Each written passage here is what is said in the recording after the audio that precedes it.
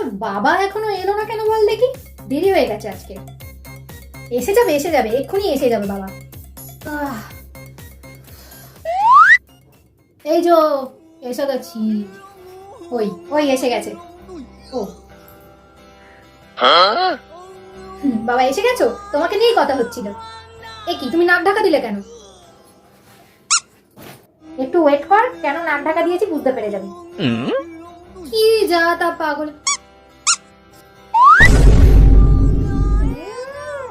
নাক ঢাকা দিয়ে গন্ধ।